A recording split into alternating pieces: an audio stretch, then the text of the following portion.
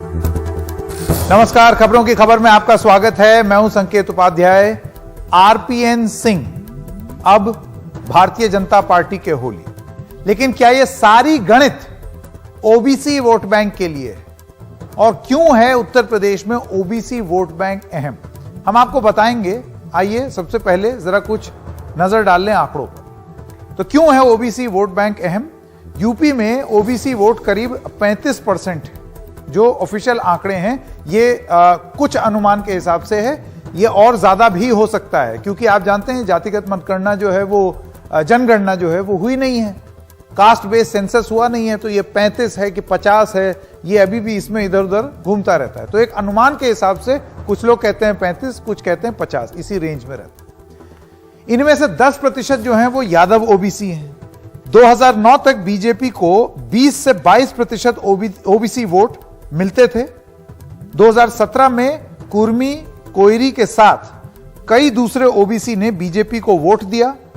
2019 में बीजेपी को 44% OBC vote मिलने का अनुमान है, यानी कि ये जो उनकी टोटल जो परसेंटेज है उसमें से 44% बीजेपी के पास मिलने का अनुमान है। अब ये हम क्यों ये आपको गणित बता रहे हैं? क्योंकि स्वामी प्रसाद मौर्य के जाने के बाद ये बोला जा रहा था कि एक बड़े ओबीसी के नेता चले गए, तो अब बीजेपी जो है वो गणित कैसे बिठाएगी। तो क्या आरपीएन सिंह को लाकर वो इस गणित को बिठाने का प्रयास कर रहे हैं? तो आरपीएन और बीजेपी के साथ आने के मायने क्या हैं, आइए आपको पहले वो बताएं। साथ आने के मायने, स्वामी प्रसाद मौर्य को एक सीधी चुनौती। स्वामी प्रसाद मौर्य भी पडरौना से लड़ते हैं और आप जो हैं वो राजा साहब हैं पडरौना के। 2009 लोकसभा चुनाव में आरपीएन सिंह ने स्वामी प्रसाद मौर्य को हराया हुआ है। यह है आपकी कुशीनगर लोकसभा सीट से, उसी के अंदर जो है पडरौना भी आता है। स्वामी प्रसाद मौर्य के जाने के बाद ओबीसी वोटों को रोकने में हो सकता है इससे मदद मिले। सैंथावर कुर्मी जाति से आते हैं आरपीएन सिंह, तो वो जो जाति का कॉम्बिनेशन है उसके हिसाब से ये फॉर्मूला फिट बैठता है। अब यूपी की जनसंख्या के 7% हैं अगर आप कुर्मी और पटेल को जोड़ लें। और मैं बार बार जब ये आंकड़े देता हूं तो आपको एक चीज पहले से ही बता दी जाए कि क्योंकि जातिगत जनगणना नहीं हुई है तो इस वजह से ये आंकड़े ऊपर नीचे होते हैं। इसका सही अनुमान आधिकारिक रूप से किसी के पास नहीं है। इस समाज का 36 विधानसभा सीटों पर सीधा प्रभाव है, यानी कि कुर्मी और पटेल अगर मिला दिए जाएं। पटेलों को साथ रखने के लिए अनुप्रिया पटेल तो है ही, क्या कुर्मियों को साथ रखने के लिए आरपीएन को लाया गया है? और क्या आरपीएन, और यह एक बड़ी बात है भारतीय जनता पार्टी में, आरपीएन झारखंड में कांग्रेस विधायकों को बीजेपी में आने के लिए प्रभावित कर सकते हैं? सिंधिया मॉडल जिसको कहा जाता है, जैसे उन्होंने मध्य प्रदेश में तोड़फोड़ की, क्या यह उम्मीद यहां पर इनसे की जा सकती है? यह तो हो गई साथ आने के मायने। अब यह साथ शायद काम ना करे, उसके लिए जो लोग बोलते हैं वो जरा कुछ आर्ग्यूमेंट्स देख लेते हैं। आरपीएन बीजेपी साथ और सवाल। आरपीएन राज परिवार से हैं, उनको राजा साहब बुलाया जाता है, राजा पडरौना। तो कुर्मी वोटरों को क्या वो ज्यादा प्रभावित कर पाएंगे? अभी हम एक इंटरव्यू आपको सुनाएंगे स्वामी प्रसाद मौर्य का, वो इस बात का उल्लेख करते हैं। जो आलोचक हैं वो कहते हैं तो राजा साहब हैं, रहने वाले महलों के, उनको क्या लेना देना कुर्मी वोटों से। अब आइए और दूसरी बात देखते हैं। कुशीनगर लोकसभा सीट से 2014 में दूसरे नंबर पर और 2019 में वो तीसरे नंबर पर रहे हैं। तो अपनी ही सीट पर उनका परफॉर्मेंस पिछले 2 बार में लोकसभा में कोई बहुत अच्छा नहीं रहा है। हमेशा वो सेकंड नंबर और 2019 में तो और तीसरे नंबर पर चले गए। भरोसा कम रह सकता है क्योंकि आरपीएन पर कांग्रेस जेएमएम सरकार को मुश्किलों में डालने के आरोप हैं। आप देख रहे हैं इस तरीके की बातें झारखंड में से आनी शुरू हो गई हैं कि वो सरकार को डिस्टेबलाइज करने की कोशिश कर रहे थे। कांग्रेस के बड़े नेता रहे हैं, तो क्या बीजेपी में भी बड़ी भूमिका मांगेंगे या मांग सकते हैं? भले ही ये चीज बोल रहे हो, आज अपने भाषण में उन्होंने जो स्पीच दी उसमें उन्होंने बोला कि मैं एक आम कार्यकर्ता की तरह काम करूंगा, लेकिन जब आप सीडब्ल्यूसी के मेंबर होते हैं तब आप एक आम कार्यकर्ता की तरह काम कर सकते हैं। प्रैक्टिकली पॉसिबल है? तो ये कुछ हैं अहम सवाल जो हमने यहां पर आपके सामने रख दिए। आइए अब आपको सुनाते हैं हमारी खास बातचीत आरपीएन सिंह के जो कंपटीशन में जो उनके चैलेंजर हैं स्वामी प्रसाद मौर्य, उन्होंने क्या कहा है, उनसे हमने बात की, लेकिन उनसे बातचीत सुनाने से पहले कू ऐप पर जो कुछ सवाल आए हैं वो आपको दिखा दें। ऐसा कई नेता आएंगे और जाएंगे, जनता पर अब इनका कोई असर नहीं होता। यह है एक कमेंट जो कि आया है कू पर। और दूसरा कमेंट देख लें कि क्या आया है। क्या ये कांग्रेस में रहते हुए ओबीसी वोटों को साध रहे थे? ये क्वेश्चन और कमेंट आया है कू ऐप पर। आइए अब सुनते हैं स्वामी प्रसाद मौर्य से हमारी खास बातचीत। इस वक्त मैं स्वागत करना चाहता हूं बसपा से बीजेपी में आए और बीजेपी से समाजवादी पार्टी में आए विधायक पडरौना से स्वामी प्रसाद मौर्य जी का। स्वामी प्रसाद जी, आपका बहुत बहुत स्वागत एनडीटीवी में। आज पडरौना के ही आपका जो कॉन्स्टिट्यूएंसी है, जो आपका विधानसभा क्षेत्र है, वहीं के रतनजीत प्रताप नारायण सिंह कांग्रेस छोड़ बीजेपी में चले गए हैं, आपकी पुरानी पार्टी। सबसे पहले तो आपकी पहली प्रतिक्रिया।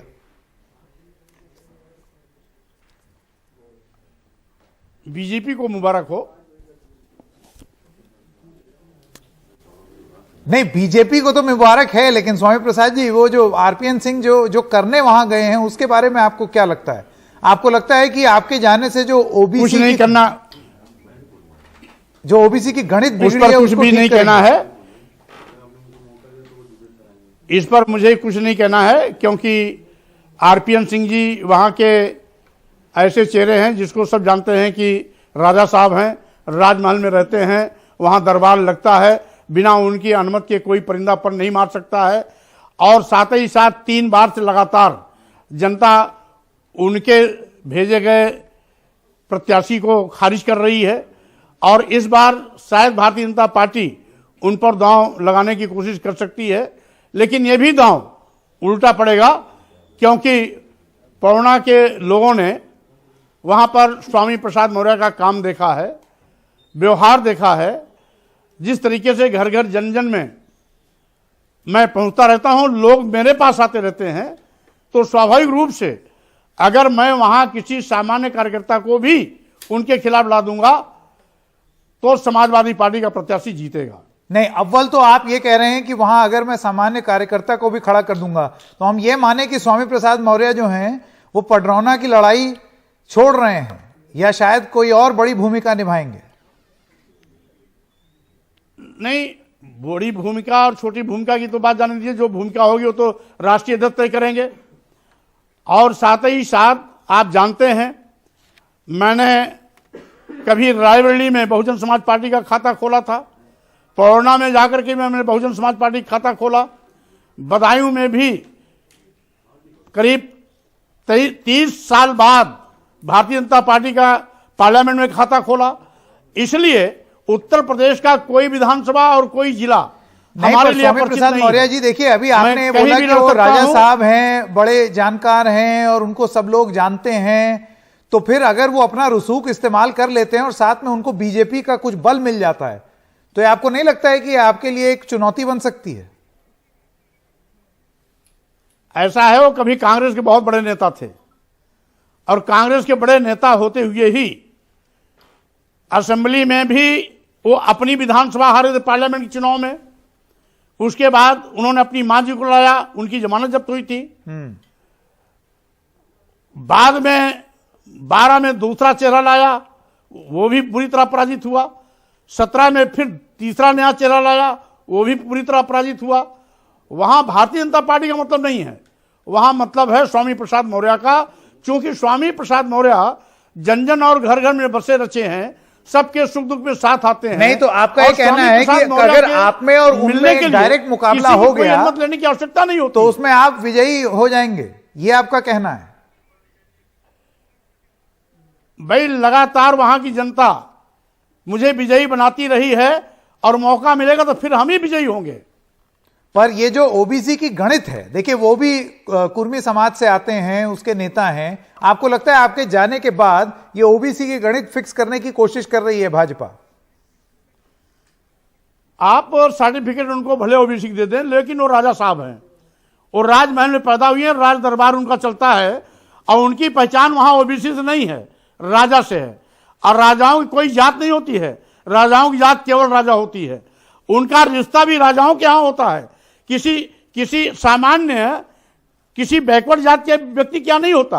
वो राजमहल की रिश्तेदारी राजमहल से होती है। नहीं तो मुझे देखिए, कोई अगर राजमहल में पैदा हुआ जात भी राजा की है भाई, अगर कोई राजमहल में पैदा हुआ है स्वामी प्रसाद मौर्य जी, तो इसमें उनका क्या दोष? मैं आपसे ये जानना चाहता हूं कि ये जो राजमहल पर आप जोर दे रहे हैं, क्या यही चुनावी पिच होने वाली है स्वामी प्रसाद मौर्य की, कि वो रहने वाले महलों के और मैं जनता का सिपाही?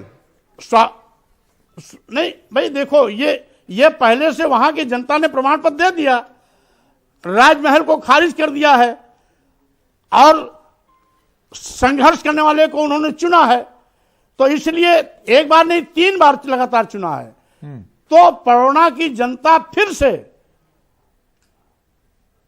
अपना परखा हुआ चेहरा चुनेगी। नहीं, लेकिन स्वामी प्रसाद मौर्य जी, आप बार बार परखा हुआ चेहरा कह रहे हैं। इस कोरोना काल में स्वामी प्रसाद मौर्य ही इस सरकार में थे, 4 साल 11 महीने तक इस सरकार में मंत्री रहे, और जितनी आलोचना इस सरकार की हुई जो आप अब कर रहे हैं कोरोना काल की, वो आपसे लोग दिक्कत पाएंगे ना। अब आप कह रहे हैं कि पिछड़ा समाज जो है वो उपेक्षित महसूस कर रहा है। कोरोना काल का जिक्र तो मानवर आपने कर दिया, कोरोना काल का जिक्र तो आपने कर दिया, लेकिन कोरोना काल में भी उस समय हम और हमारे वर्करों ने लग करके पूरी वहां पर सेवा की है, इसलिए कोरोना काल का कोई नेगेटिव पॉइंट नहीं है। बात इसकी नहीं है कि भारतीय जनता पार्टी की उपलब्धियों में चुनाव होगा, बल्कि भारतीय जनता पार्टी के दलित विरोधी चेहरे पर, पिछड़ा विरोधी चेहरे पर, किसान विरोधी चेहरे पर आज जिस तरीके से छुट्टा सांड और छुट्टा जानवर किसानों का फसल चौपट कर रहे हैं, तो यही मैं कह रहा हूं ना, ये चेहरा स्वामी प्रसाद मौर्य ना होकर के आरपीएन सिंह कैसे हो जाएंगे? इन पर चुनाव होगा। अरे मौर्य जी, मुझे ये बताइए कि ये चेहरा जो है वो आप ना होकर के वो कैसे हो जाएंगे? क्योंकि अब तक तो इस सब के लिए आपको जिम्मेदार ठहराया जाना चाहिए। 4 साल 11 महीने तक तो आप सरकार में थे ना। भाई सुनो, आपको घुमाने से बात नहीं घूमेगी, जनता देख रही है। और साथ ही साथ हम जहां तक जानते हैं, कांग्रेस में आरपीएन सिंह की हैसियत बहुत बड़ी थी, भारतीय जनता पार्टी में आने से उनकी हैसियत छोटी हुई है। कैसे कैसे? और जब बड़ी हैसियत के नेता थे, कैसे? और जब बड़ी हैसियत के नेता थे, सुन लीजिए, सुना रहे हैं, जब वो बड़ी हैसियत के नेता थे तो भी चुनाव हारते रहे हैं, और भारतीय जनता पार्टी ने उनको तो और बौना साबित किया है। और इस समय भारतीय जनता पार्टी का विरोधी चेहरा भी आ गया है। मैं वही तो कह रहा हूं, आज ऐसे समय पे आरपीएन सिंह जी आए हैं जिस समय भारतीय जनता पार्टी की खटिया खड़ी बिस्तरा गोल हो रहा है, लुटिया डूब रही है, आज सत्ता से बाहर जा रहे हैं, ऐसे समय पे आए हैं, तो स्वाभाविक रूप से उनके आने का जो समय है वो हम समझते हैं उचित नहीं है। मतलब उनको फिर कहां चला जाना चाहिए था? उनको भी आपकी तरह सपा में आना चाहिए था क्या? नहीं, वो पहले जहां थे इससे बेहतर थे, बस इतने में जानता हूं। नहीं, पहले बेहतर थे भाई, उनका ये कहना है कि मैं तो बीजेपी में आया, देर आए दुरुस्त आए। उनका तो बयान आपने सुना होगा, वो कह रहे हैं देर आए दुरुस्त आए, मैं बीजेपी में आ गया। भाई इसीलिए तो हमने उनको मुबारकबाद दे दिया ना। हमने बीजेपी में जाने का और बीजेपी को भी मुबारकबाद दिया कि बीजेपी को मुबारक हो। हम कहां विरोध कराएंगे, नहीं जाना चाहिए, गए, अच्छी बात है।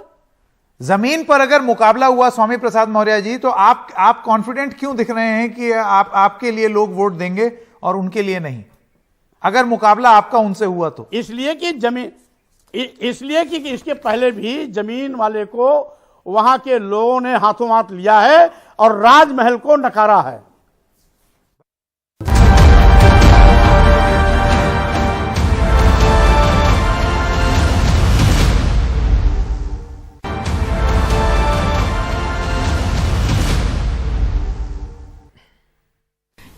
एक टीजर लगातार चला था कि यूपी में का बा भारतीय जनता पार्टी के निर्माण बा, गुंडागर्दी और गुंडन के समाप्ति बा। बुझनी बुझनी ना कि अभी कुछ साल पहले मालूम रहल ना किस तरह के गुंडाई होत रहल, किस तरह के बदमाशी होत रहल, सब बंद हो गए बा ना, लोग के परेशानी बा।